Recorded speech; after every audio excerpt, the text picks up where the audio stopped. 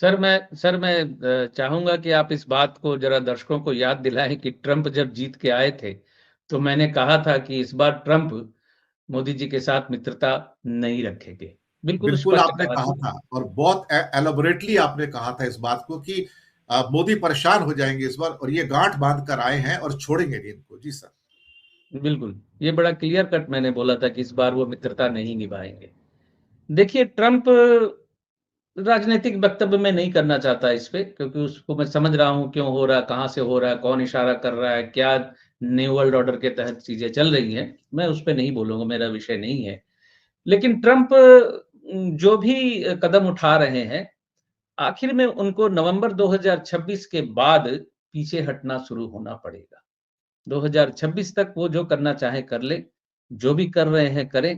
हालांकि मैं समझता हूं हमारी सरकार को अब और पीछे नहीं हटके, क्योंकि दीवार पे पीठ लग चुकी है, अब पीछे नहीं हटके एक स्ट्रांग जवाब देना चाहिए। इंदिरा गांधी जी ने जिस तरह से जवाब दिया था, नहीं तो हर बात में नेहरू नेहरू पे दोष डाल के तो निकल जाते हैं, लेकिन उनको जवाब देना चाहिए। भारतवर्ष आशा कर रहा है कि मोदी जी जैसे मजबूत प्रधानमंत्री एक मजबूत जवाब दें। नहीं तो कब तक ये चीजें चलती रहेंगी, कैसे वो बर्दाश्त करते रहेंगे, उनकी इमेज और नीचे जा रही है।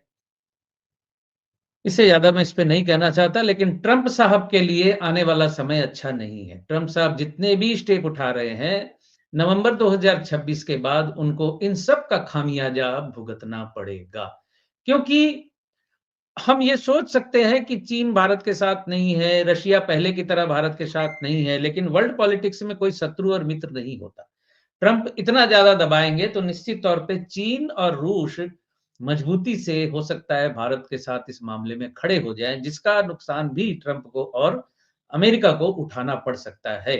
ऑलरेडी चीन के साथ कुछ अंडरस्टैंडिंग और कुछ व्यापारिक बातें, समझौते हो रहे हैं। कुछ लोग मजाक उड़ा रहे हैं, लेकिन मैं उन मजाक उड़ाने वालों में नहीं हूं। मैंने अभी कहा कि मित्र और शत्रु कुछ नहीं होता जियोपॉलिटिक्स में।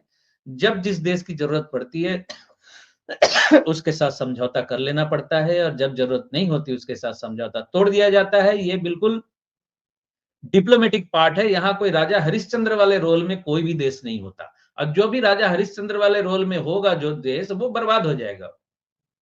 सीधे के लिए ये दुनिया है नहीं। सीधे व्यक्ति का राजनीति में क्या काम है? कुछ नहीं। सर,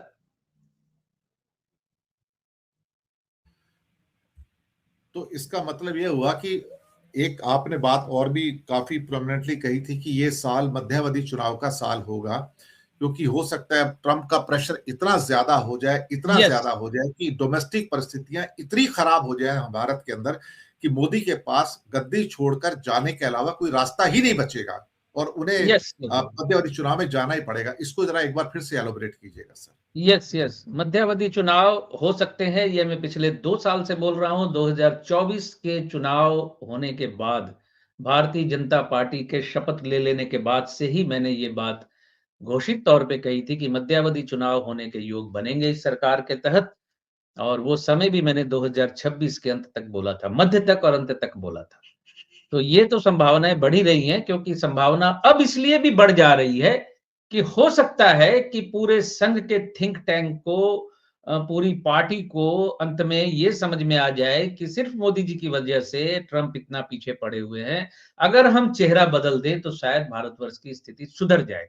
ये सोच हो सकता है आ जाए, आ चुकी है ऑलरेडी, मुझे जहां तक लगता है। और ये सोच जैसे ही मजबूत या अपना रूप लेना शुरू करेगी, तो फिर या तो उनको रिप्लेस करेंगे या मध्यावधि चुनाव में जाके रिप्लेस करेंगे, दोनों में से एक चीज करेंगे।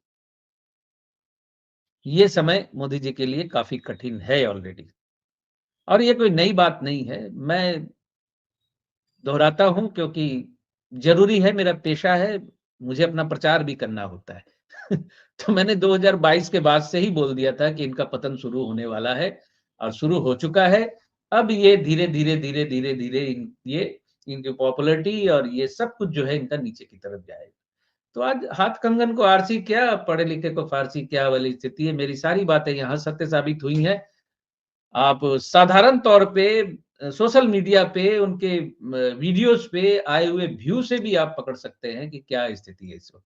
यहाँ तक कि कमेंट सेक्शन उन्हें बंद करना पड़ा था, लोगों के इतने कमेंट आ रहे थे उनके खिलाफ। तो ये 2022 के पहले नहीं था। 2022 के पहले तो बिल्कुल, क्या कहूं मैं सर।